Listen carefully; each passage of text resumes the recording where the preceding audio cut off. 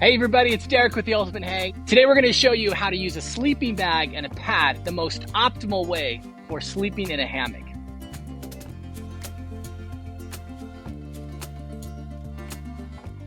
You don't need a lot of gear to go hammock camping. And that's one of the things I love about hammock camping is it's so simple. I've got a basic hammock here today. I've got my sleeping bag and I've got a pad. Now, for a lot of people, when they get to hammock camping, they think, hey, I don't need a pad. This hammock is so comfortable. I don't need the comfort. But here's the thing. Yes, the hammock provides comfort, but it doesn't provide insulation. And you're going to find out really quick that without a pad underneath you, you're going to get cold butt syndrome.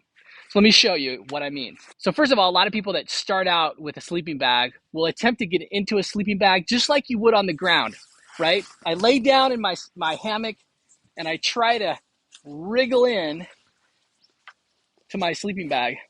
Now it's pretty easy to get my feet in, but now I've got to get under my butt and around my shoulders. And that can be really challenging. Trying to like wriggle up, do this inchworming thing.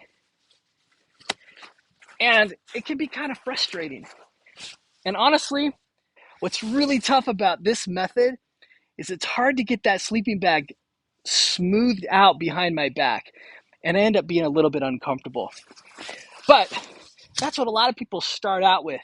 Get in their sleeping bag. But if you notice, I am compressing. All of the insulation underneath me is flattening out and it's doing me zero good. And that's why you get cold butt syndrome. Hammocks are beautifully designed for convective heat loss. That means that when it's hot outside, all of that heat can radiate out, get picked up by the wind, and really helps keep you cool, which is why you need a pad. You can use any kind of pad in a hammock. The hard part is trying to keep that pad in place as you get in. One of the most common problems with using a pad like this is as soon as I start to turn into my hammock, that pad turns with me. You can see it's now way off.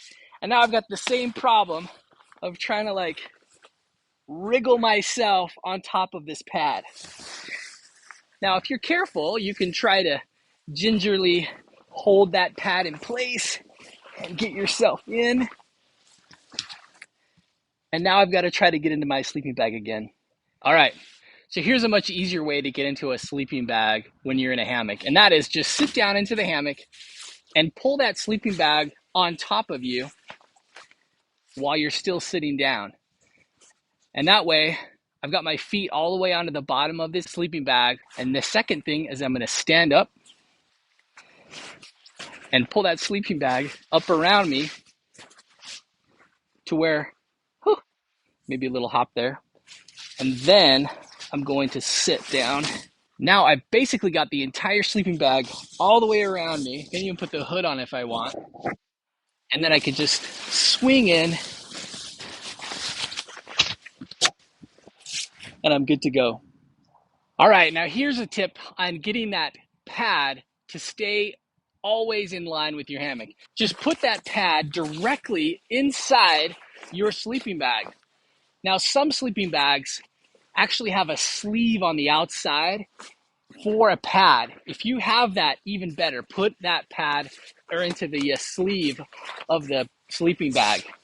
But if you're like me and I've just got a regular sleeping bag and a regular pad, there, I've put the pad inside the sleeping bag. Now, when I get into my sleeping bag, that pad is not going to go anywhere.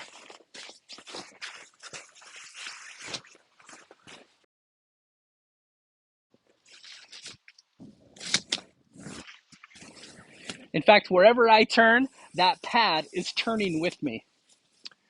All right, if you're like me and getting into a sleeping bag can be a little bit claustrophobic, it can be even worse when you're inside of a hammock because that hammock kind of cradles you a little bit and comes around and wraps you. Now, I like that in a hammock. It feels like a nice little hug. However, if I'm wrapped up in a sleeping bag, it can feel like a nightmare, like you're trapped inside that sleeping bag. So here's a tip on how to prevent that. And that is, instead of getting into the sleeping bag and zipping yourself up, actually unzip that sleeping bag almost all the way. You want to leave about 2 feet And we're gonna leave this as the foot box. And now I'm just gonna slide my feet into that foot box and get into the hammock.